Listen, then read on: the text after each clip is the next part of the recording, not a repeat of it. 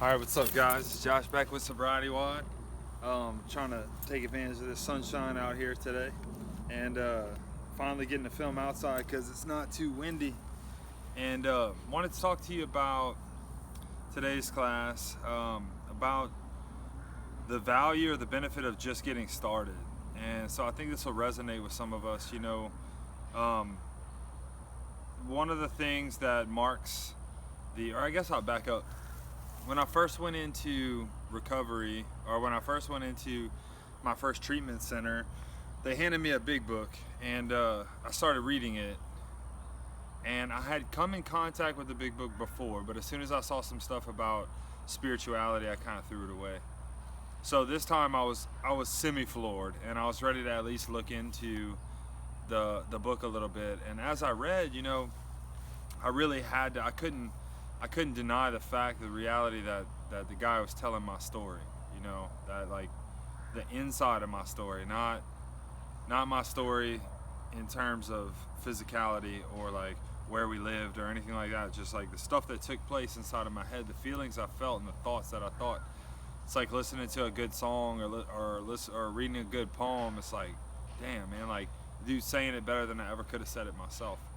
And so I started to really give some consideration to the thought about what is the alcoholic personality? What is the addict personality? What does that consist of? Is there any way that we could spot that ahead of time? Are there some characteristics that could have pointed out what was wrong with me way before it became wrong with me? Because from childhood, I was always a misfit, not even all like what you would consider bad misfit stuff just didn't didn't take direction well, didn't fit into the group well. And I think that that's a similar experience for many of us. And so one of the things that I have learned is similar to our personalities, maybe not across the board, and if you're not like this, it definitely doesn't mean you're not an addict or an alcoholic, but one of the things I've seen pretty common is what people refer to as perfectionism. And so perfectionism, all the traits that we have can be looked at as good, or they can be looked at as bad, or they actually can be used for good or used for bad, or they can be good things or they can be bad things. And so they're not things that need to be completely done away with. There's a class we'll do soon that actually identifies the right action and the right virtue as being in between the two extremes of that same virtue. So with perfectionism, sometimes we claim that title, or people claim that title as some great honor bestowed upon them, or some great facet of their personality. And perfectionism, the idea of I can't turn it in until it's 100%.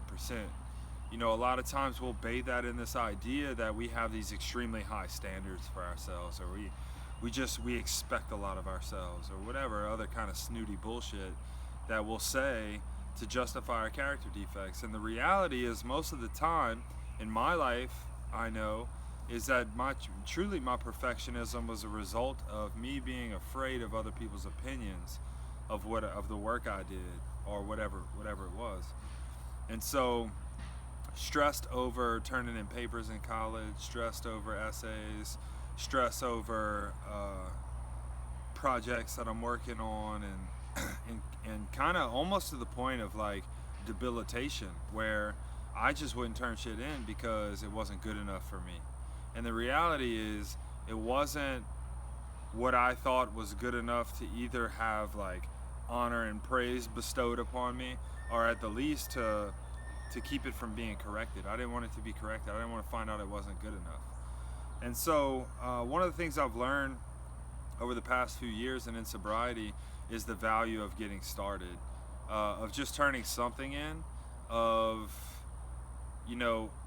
not placing so high an expectation on myself, which really is just a manifestation of my ego, to where I don't actually do anything. It's better to move forward with good enough than to be stopped in your tracks by this expectation of perfection. And oftentimes mastery comes from just moving forward, just starting, just trying and messing up. So we never even achieve that perfect execution that we look for if we don't start, if we don't even try, you know. And so in reference to recovery, you know, it's kind of that idea we've talked about before that, you know, I don't want to go to AA, I don't want to go to NA, or I don't even want to go to rehab or whatever until I get control of this disease. It's like, dude, that's not what it's about. It's the same thing with the gym, man. People that are like intimidated, or this idea that they're gonna show up and not be able to do everything. It's like, of course you're not fucking gonna be able to do everything. Like, that's the whole point. That's why you're here.